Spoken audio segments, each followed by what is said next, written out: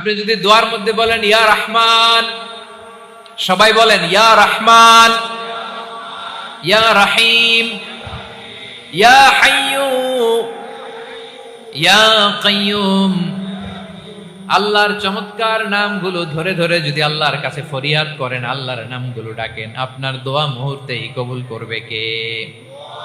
বিষ্ণু ঈসা ইসলাম এভাবে আল্লাহর নামগুলো ধরে ধরে জিকির করতেন, আল্লাহর নাম জপতেন। তিনি বলতেন আসআলুকা বিকুল্লি ইসমিন হুয়া লাক, আল্লাহ তোমার যত নাম আছে সব নামের ওসিলায় তোমার কাছে ফরিয়াদ করি, সব নামের ওসিলায়। আনজালতাহু ফি কিতাবিক, যে নাম তুমি তোমার কিতাবে নাজিল করেছো। আও আল্লামতাহু আহাদাম মিন খালকিক, অথবা তোমার কোন সৃষ্টিকে তোমার নাম তুমি জানিয়েছো। আও ইস্তাসারতা বিহি ফি ইলমিল গায়বি ইনদাক, অথবা গায়েবের জ্ঞানে তুমি তোমার নিজের জন্য ওই নামগুলো সংরক্ষিত রেখে দিয়েছো। সব নামের ওসিলায় তোমার কাছে চাই। সুবহানাল্লাহ পড়েন। তার মানে আল্লাহ তোমার যে নামগুলো ওসিলায়ও চাই, যে নামগুলো আমরা জানি না সেগুলোর ওসিলায়ও চাই। আল্লাহর সব নাম আল্লাহ আমাদেরকে জানায় নাই, কিছু নাম জানিয়েছেন, কিছু নাম তিনি জানান নাই। সুবহানাল্লাহ বলেন। আল্লাহ তাআলা তার কিছু নাম কোরআনে উল্লেখ করেছেন, কিছু নাম স্পেশাল কিছু নবীদেরকে জানিয়েছেন, আর কাউকে জানান নাই। কিছু নাম তিনি কিয়ামতের দিন আমাদের সামনে প্রকাশ করবেন যে এইটাও আমার একটা নাম, এটা তোমরা কেউ জানবে না। সুবহানাল্লাহ, সারপ্রাইজ হিসেবে আল্লাহ তাআলা রেখে দিয়েছেন, কেউ জানে না। কিয়ামতের দিন আল্লাহ তাআলা সেই নামগুলো জানাবেন।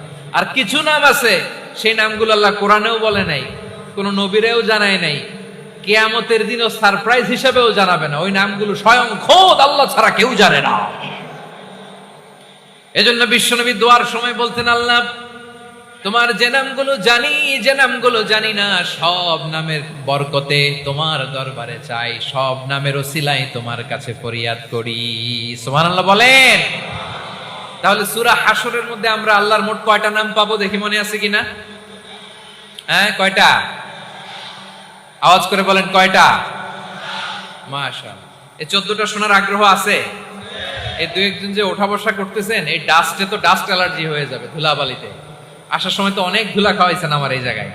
একটু শান্ত হয়ে বসেন, আমরা শান্ত হয়ে বসি, অল্প কিছু সময় কিছু কথা আলোকপাত করব, তারপর আমরা বিদায় নিব। উঠবো না, কেউ দাঁড়াবো না, উঠবো না। সেই গতকাল থেকে, গত রাত থেকে আমি দেখেছি তো আপনাদের কাণ্ড কারখানা, ভিডিওতে দেখেছি, কাঁথা বালিশ নিয়ে গত রাতে চলে আসছে। তো অনেক কষ্ট করে অনেক সময় অপেক্ষা করেছেন, আর অল্প কিছু কয়েক মিনিট আপনারা বসেন, আমরা একসাথে বিদায় নেব ইনশাআল্লাহ। তাহলে প্রিয় বারুয়াখালী বাসী, বলেন তো সূরা হাশরের শেষ 3 আয়াতে আল্লাহর কয়টা নামে দেখা মিলবে? সবাই একসাথে আওয়াজ করে কয়টা? আসুন আমরা